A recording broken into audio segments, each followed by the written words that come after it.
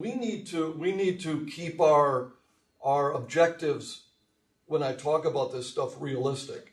And that is to try to give you enough knowledge that you'll know when to look things up or to ask a question or to know that there isn't even an issue. I mean, that's really one of the first hurdles that someone needs to go through in a professional sense, not just tax preparation, but in any professional environment, and that is to know when there's an issue. Or maybe another way to say it, to know what you don't know. That's critical. So today, in the next couple hours here, just going to try to give you enough so that you're aware of the sorts of things that are issues, and then at that point go to resources, go to your site coordinator, go to someone who might be able to help. The Affordable Care Act definitely fits within that. So let's get started. And we're paying a fair amount of attention to publication 4012 as we go through this. Okay, Affordable Care Act, Obamacare. Very poignant sort of day, isn't it? That, inauguration yesterday, executive order yesterday that gave federal agencies the authorization to not enforce some parts of Obamacare. What that means, guys, I don't know if anybody knows at this point. The way I read it, it gave authority to not enforce. Didn't mean don't enforce, it gives authority. To me, well, I won't be political. So I'll stop there. Two major items with Affordable Care Act. Individual shared responsibility payment. Essentially, you and I have to have insurance, and if we don't, we're going to get penalized on our tax return. The individual shared responsibility payment. It's applicable to those without what are called minimum essential coverage. Minimum essential coverage is a classic example of, I'm going to say it in the broadest terms, meaning everyone needs health coverage. But specifically what it is, how it's defined, what is coverage, is defined better in publication 4012. And that's not the sort of thing we're going to get down in the weeds about today. Okay, we're going to try to keep it kind of at a higher level. But it's defined pretty well in publication 4012. Now, there are a number of exemptions for those who don't have coverage and therefore don't need to pay the individual shared responsibility payment. What is individual shared responsibility payment? Essentially, it's a penalty, is essentially what it is. It is the government saying, you need coverage, you didn't have coverage, and therefore you're paying a penalty for that. It was a way to motivate people, particularly, guys, and this room kind of strikes me even more. It's motivating young, healthy people to get health insurance. Because without a motivation, young, healthy people probably won't. They'll roll the dice. Second big topic, premium tax credit. For those with minimum essential coverage that they got through the marketplace. And that's a key to the premium tax credit. It's only available to those who got coverage through the marketplace. I'll point to myself and my wife Kathy a couple times here. And I'll say it like this.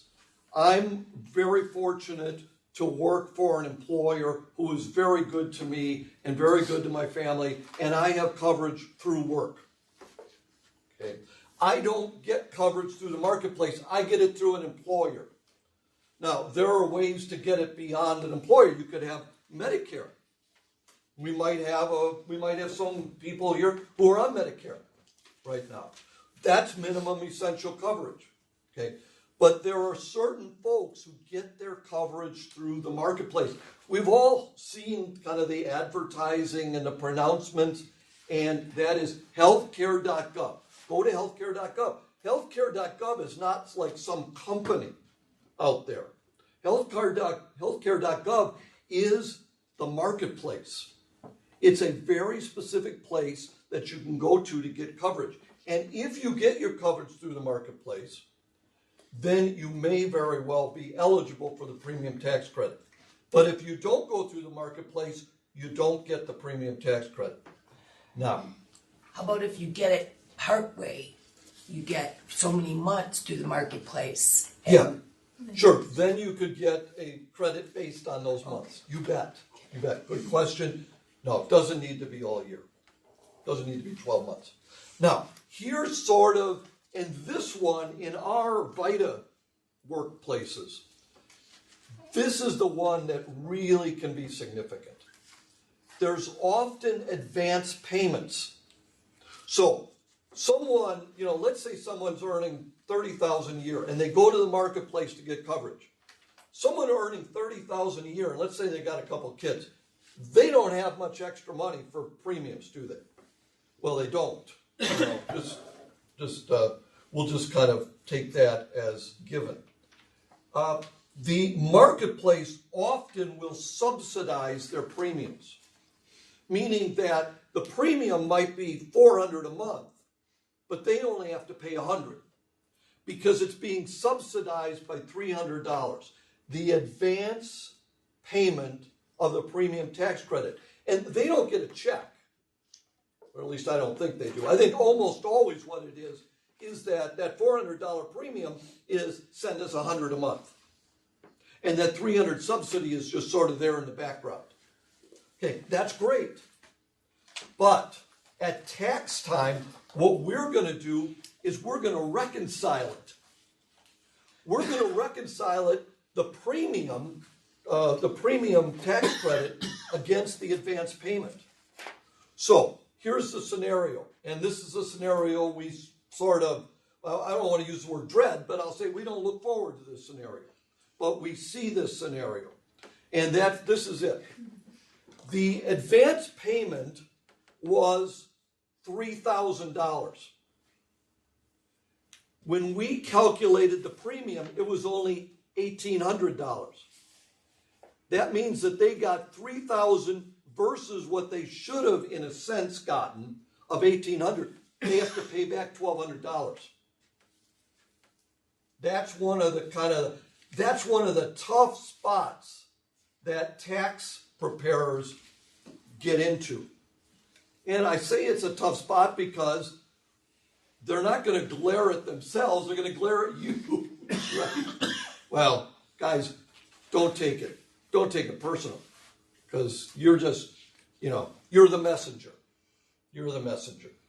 When I look around the room, I don't see many members of Congress here. Right? Not our monkey. But nonetheless, there may be a little bit of that. You just gotta roll with it. Yeah, Bob. Yeah. When that happens, it's usually because of what they reported when they signed up, right? They underestimated what they actually were getting. Exactly. I know we get that question every once in a while, and they'll say, "What happened? Why did I get that?" And I think that's about the easiest way to explain it.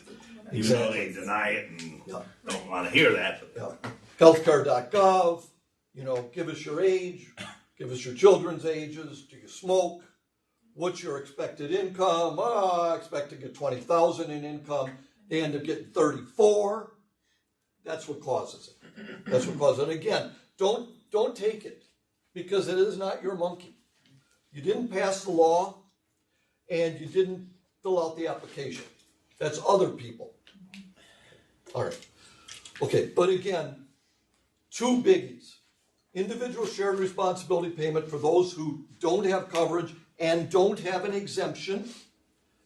And also, and as the screen's going to say here in a minute, not mutually exclusive. We can have them both at the same time.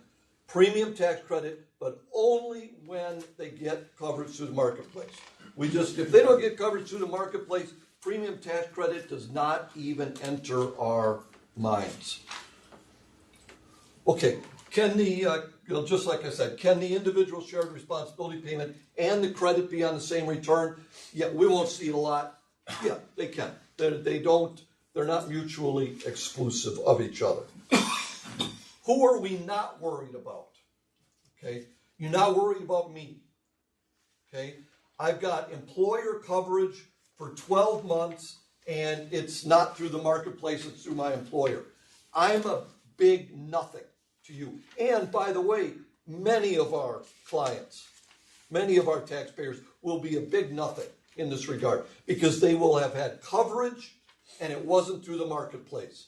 So they had coverage, no individual shared responsibility payment. The coverage was not through the marketplace, no premium. Mark the boxes that you need to mark and go on. Another scenario by which somebody would have full year coverage would be Badger Care. And so there are 3 health insurance forms that a taxpayer might receive. They'll in theory, they should only probably receive one. The 1095A is for insurance through the marketplace. 1095B and C cover Medicare, Medicaid, and employer-sponsored insurance. And the reason I'm bringing that up is those are listed on that intake form, the pink form that we gave you last week. You don't actually need to see those, the B and C. So it's listed on there. They can mark that box. But we will take people at their word. If they tell us, if Bob came in for an appointment and said, I had health insurance all year long through Midstate, you'll receive a 1095C, but I don't care if you bring that in or not. I'm going to take it at your word unless I have a reason to doubt you. Right. But the 1095A, we have to see. And then if the other piece of that would be if somebody came in and said, well, I had health coverage for the 6 months that I was employed at Midstate and got it through the marketplace or didn't have it the rest of the year, then we're going to want to, then we get into the weeds a little bit more. Yeah, definitely.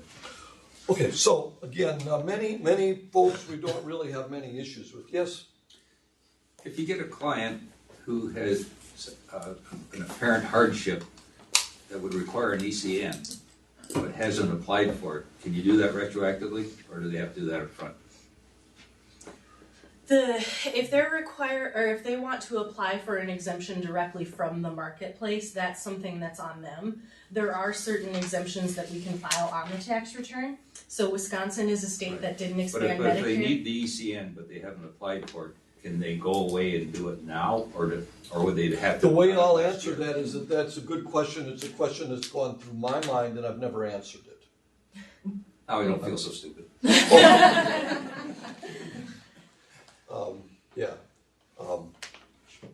The things that almost the whole world doesn't know about Affordable Care Act is immense. It's tough. It's a tough one. I'll try and get to the bottom of that. Thank you. There is something in there about The bad, the good, and the not so good.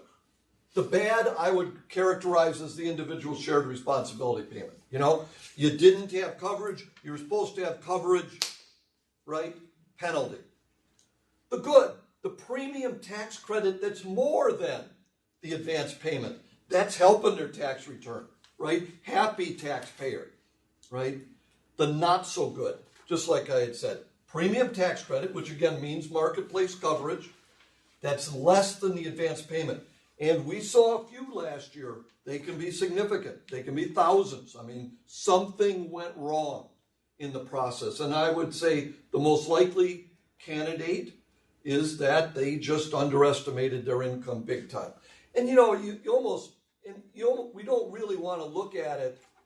Well, first of all, we don't really want to apply values to any of this stuff. You know, we think Affordable Care Act is good. We think Affordable Care Act is bad. That should not be part of our work. You know, that mindset should really not affect anything.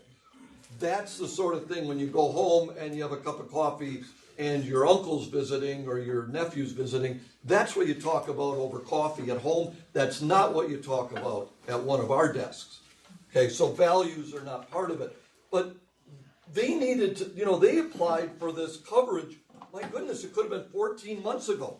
And at that point, they could have been struggling with a 10-hour-a-week job that was paying $12 an hour, right? And then in March, something good happened to them, right? And they got full-time work, and things just changed for them. And they weren't savvy enough to know, hey, I better let the marketplace know about this. So, we don't really feel like, nobody's really doing anything that wrong. But that's what happens when we have these big disparities between what the advance payment was and what the premium ended up being. What we calculated as a premium.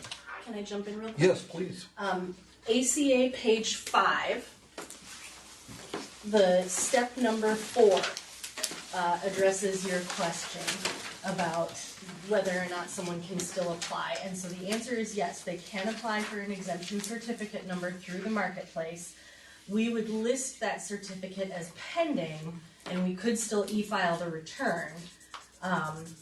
And then, of course, if that certificate number didn't come through, then any liability is on the taxpayer. I would say that the likelihood of us seeing that as opposed to some other affordability exemption is really slim. But it was a great question, and now we know the answer. Yes, you can apply for that. Yeah, good question, good answer, and a great example of, we're going to fly at 20,000 feet, but if we need to get answers, we do have a good number of resources to get to them. Just going to briefly here, some resources for us. Publication 5157A, which I think is part of your group that you got, and really some really great scenarios. Wonderful resource, a pretty easy read. Really, not a whole lot. It's not packed with words. It wouldn't take forever and ever to go through it by any means. So great resource, and look at the revision date of 10/16. So it couldn't be more timely, more contemporary. And then, of course, our old friend, publication 4012, which I say that in a way of respect. I think it's a wonderful publication. It's got a lot of good stuff. So let's just, in fact, I'll call that up here. Let me get that up.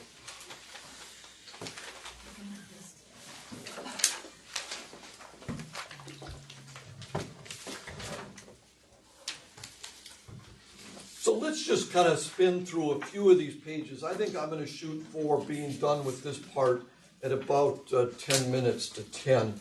I think that should be fairly kind of keep us on track pretty well. So I'm just going to go down. I'm going to find the ACA pages. And I'll use quick to get us there, and then I'll blow it up a bit, so we can all see it pretty well. This is showing us some screens from TaxSlayer, and we'll be doing an example of this. So we'll kind of get to the real screens in a little bit. So I'm going to just go by this a little bit, just to note that as far as what is minimum essential coverage, we've got a list of it that's really right in TaxSlayer. I think it's still there. I assume this was kind of an earlier version they were going off of. But again, this is TaxSlayer stuff, and we'll get a chance to take another look at that. I'm just going to peel ahead here a bit to get to some of the pages within 4012. Minimum essential coverage, really broken down into a lot of detail. So we don't ever just think it's employer coverage, and Aaron had pointed out quite rightly that Badger Care is very significant, particularly in kind of our client world. Badger Care would be a way that minimum essential coverage would be provided or would be gotten for many of our taxpayers, and we would say that sort of puts them in that situation where we don't have to worry about it much. They've got coverage, and that coverage wasn't through the marketplace. And so, we want to make sure that the box is checked on the tax return indicating coverage, but otherwise, that's kind of our Affordable Care Act issue put to the side. So, minimum essential coverage is there, as Aaron was mentioning to us.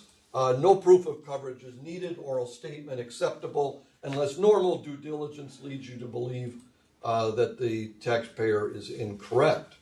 Okay, exemptions. As I had started out with, the individual shared responsibility payment.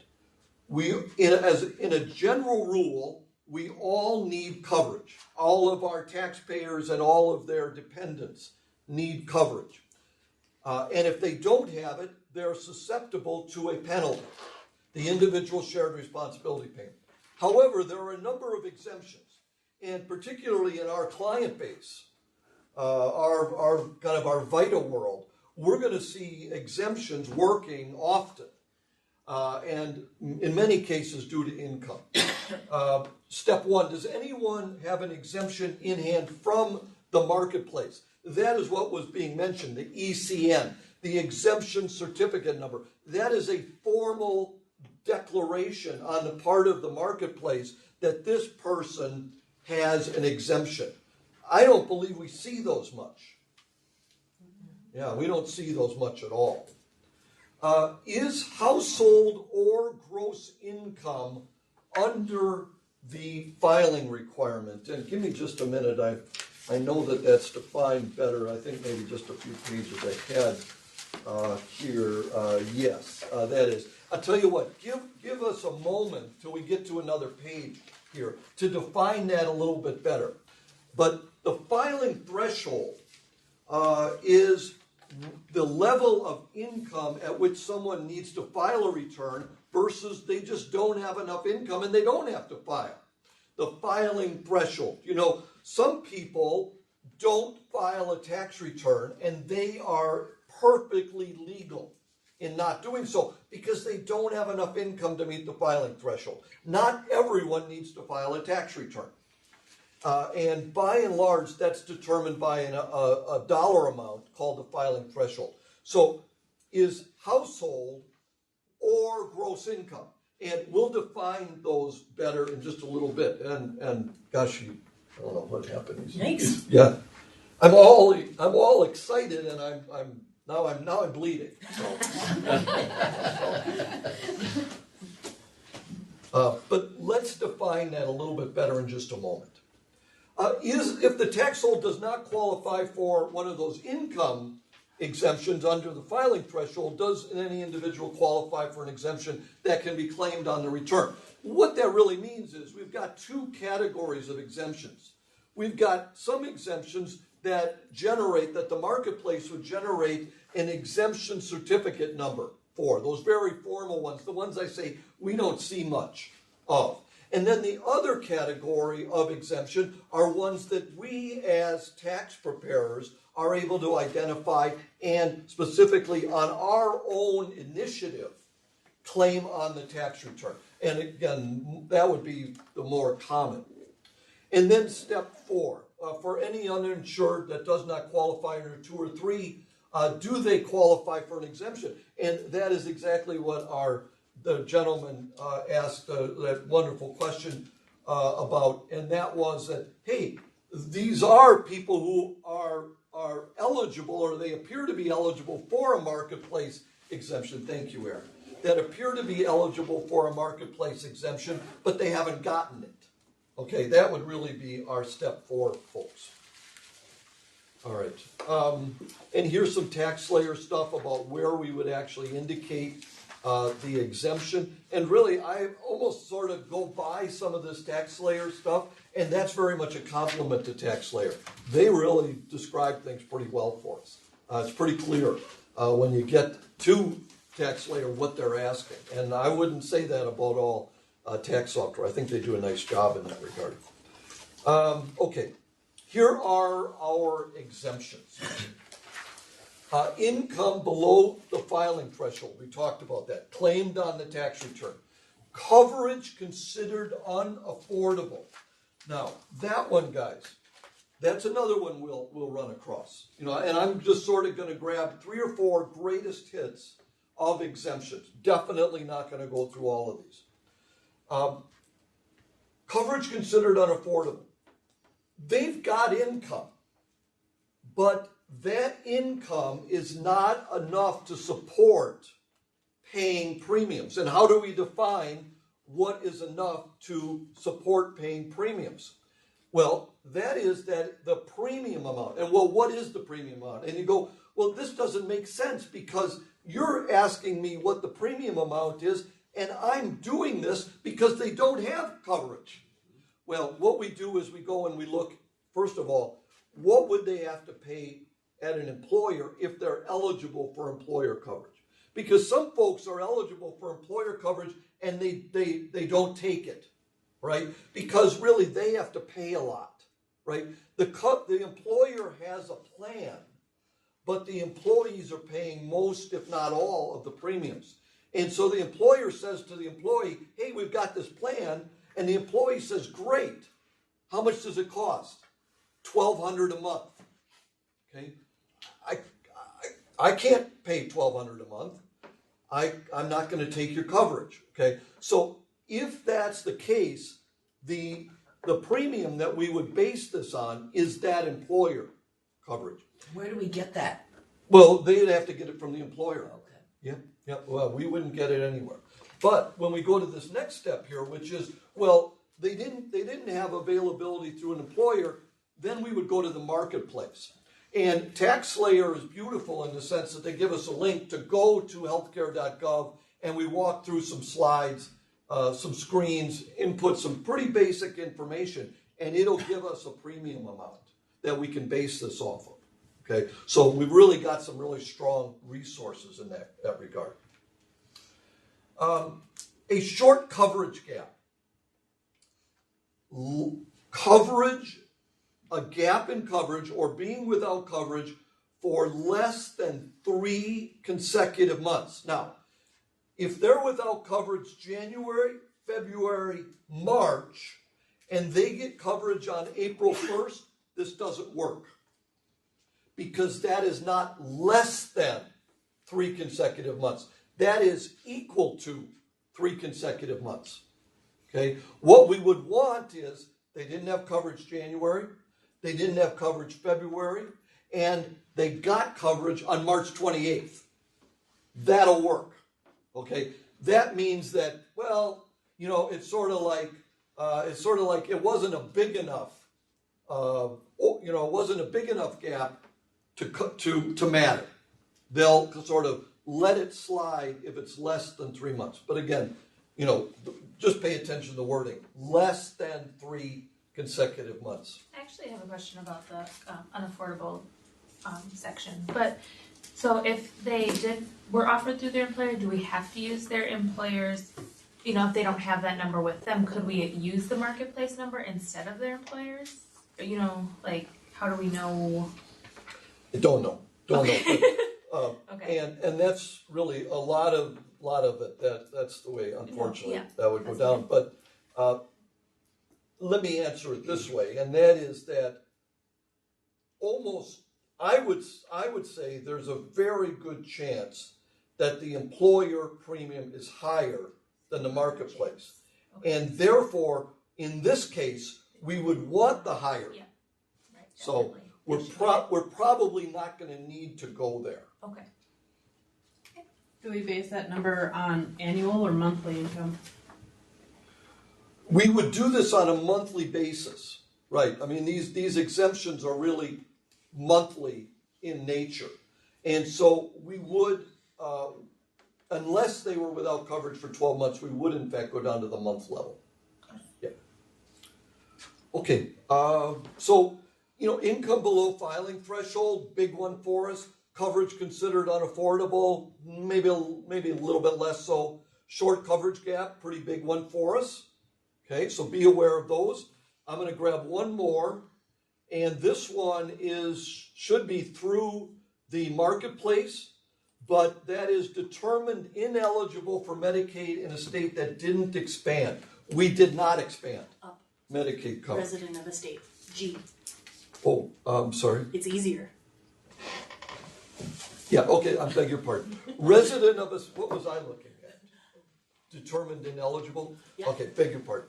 Resident of a state that did not expand Medicaid. Household income below 138% of federal poverty line. that number, I don't know if that's in our book, but it's a number that's pretty easily gotten. So if they're Wisconsinites and their income is below 138% of federal poverty, and just as an example, and this isn't real numbers here, but just to give us a feel for what that means. Let's say that for this family size, and it's based on family size, for this family size, let's say poverty is 10,000. Now it isn't, guys. I'm just grabbing a number. 138% would be 13,800. Okay, so if their income is below 13,800 in my little scenario here, and they're Wisconsinites, they would qualify for it. But note, it's a marketplace exemption. So they would need to apply for it. No. We would mark pending No. No, G. plain. G. Exemption code. Oh, exemption okay, code. thank you, thank you. No, we want to get it right. Appreciate that. Okay, and I'm not even sure, I think even when I was getting ready today, I think my eyes continued to go there. So, okay, very good. So that's one that we just simply claim on the tax return itself with a code of G. So those are the top four in my mind. Everybody feeling okay about that? All right. And I'm going to go 3 more minutes here, guys, and then we're just going to leave Affordable Care Act because that's kind of what the clock is telling us to do. Exemptions.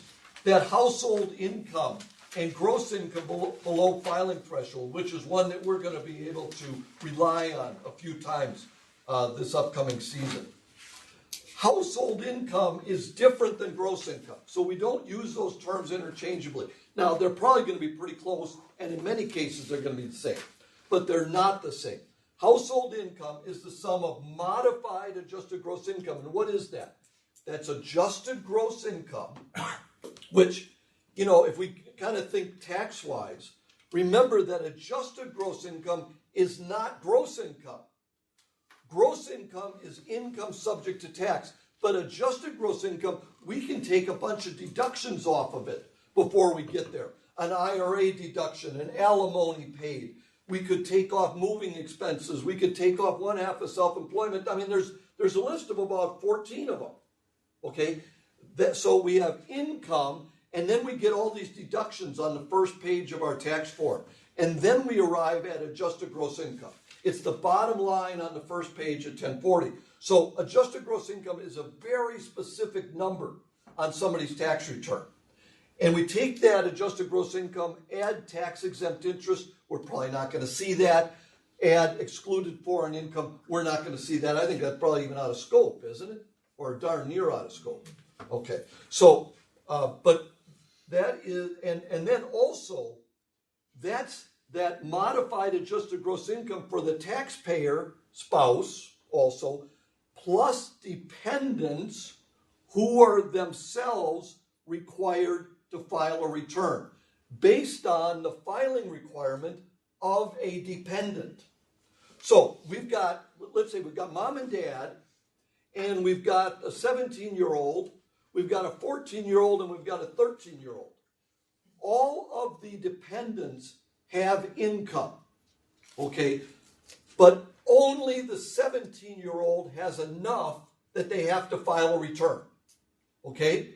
So we're going to take modified adjusted gross income of mom and dad and add the 17-year-old's modified adjusted gross income and ignore the 15-year-old and the 13-year-old.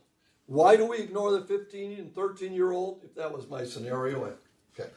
The 15-year-old and the 13-year-old, they just simply don't have enough to be required to file on their own.